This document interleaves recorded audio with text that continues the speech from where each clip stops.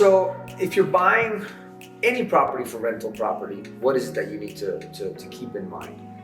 I mean, look, the first thing you need to make sure is that there's value there. Is what I'm buying, if you have a loan on it, for example, is the rent going to exceed the loan payment? Am I going to be out of pocket every month, or am I making positive money every month? If you're a cash buyer and you're just buying cash, it's a little less important because you're not trying to counterbalance the money you're paying in payments versus the rents coming in. But when you're buying a rental property, I mean, obviously location is the first thing you want to do. Get a property in a good location. It's going to get you the opportunity to charge good rents. You got to pay attention to schools. If you're buying single family homes, especially, or anything that's a 3-bedroom or more, where a family with kids can move into it, schools are very important. The elementary school is something you need to consider. Proximity to amenities. How close am I to the mall? How close am I to the freeway? How close am I to anything? I mean, you don't want to buy a rental property that's out in the middle of nowhere per se, because there's just fewer people that want to be out there. So there's a lot of things to consider when it comes to buying that rental property. Crime in the neighborhood, again, that goes back to location, right? Location covers crime, it covers schools, it covers the job market, proximity to stores, proximity to freeways. These are all of the things that really matter. So location is the very most important thing. As you start getting into strange locations, the tenant pool just starts to shrink. So the amount of people that are willing to live in that location and work in the city, which is over there, starts to get smaller. So as you go further out from the city, yes, you're more affordable, the prices go down, but you're also looking for people who either make a little less money and have to travel great distances to get in. So, in my opinion, for rental properties, keep it close to the city, stick to location. You gotta just make sure that financially too, it makes sense to you, right? If you're gonna be doing it all cash, then you just gotta make sure that the return covers makes you happy, right? Is there a percentage return on your cash that makes you happy? If you're financing the deal, we wanna make sure that you're not upside down on it, right? How much money are you gonna put down? 20, 30%, 40%, 50%?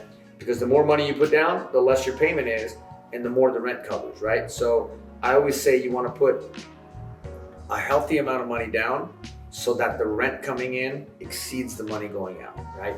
If your monthly expenditure on this property is $3,800, I mean, you should have a $4,500 rent, right? So you're making at least some profit on that rental property, as opposed to being, having a rental property that's costing you $4,500 a month and you can rent it for $4,000. Now you're losing $500 a month. I mean, it might be worth losing $500 a month initially for the right investment property, the right location. But ultimately, I mean, if you're trying to make money on it, you want to make sure that what you're doing is paying you back.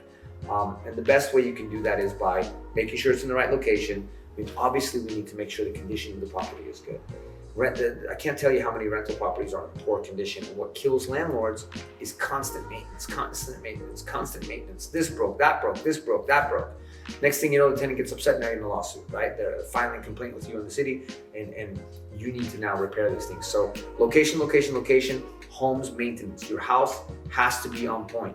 Plumbing has to work, electrical has to work, roof has to look good, paint has to look good, windows have to work. Can't have broken glass. Like, the house needs to look nice. It doesn't have to be 2021 ready. It doesn't have to be technologically the most advanced house in the country, but it just needs to be safe, clean, and feel good. Those are the real basic things that a rental needs. Anybody watching this video who has rented or is presently renting, I'm sure you can attest to the fact that most of the rentals you see are garbage. They're just not nice. And when you do find one that's really nice, you jump on it right away because it's so much nicer than the other ones. I can't express to you how many rentals I see where the landlords just don't take care of the home. The base value of that home is there, and that's what's important. So the day-to-day maintenance and keeping that home fresh and clean for a tenant scenario isn't really that important. They don't care. They're just like, hey, you're gonna rent it, you're gonna live here. That's what it is. So location, and make sure the house looks good. You gotta maintain your properties. People are gonna want to keep your house nice. If you keep the house in poor condition, they're gonna continue to further damage the house, because why treat it nicely? It's not being treated nicely now. If they move into something they feel is being really well kept, they're gonna be more willing to keep your house in good shape. So, and always make sure that you do the maintenance on your property. Never, ever, ever let the tenants pay for gardening. Don't let the tenants pay for maintenance. Don't let the tenant call a handyman to fix something and then just take it off the rent.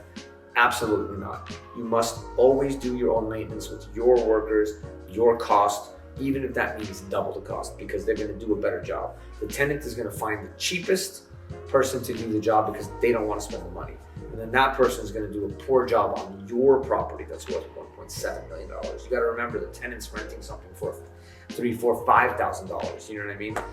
You're the one with the long-term vested interest in the property. So you need to make sure that your property is where it needs to be, in the condition that it needs to be, and is maintained as well as possible so that you don't have any headaches, because nothing will kill your investment potential faster than a problem tenant who's filing complaints with the housing department because you're not taking care of your property.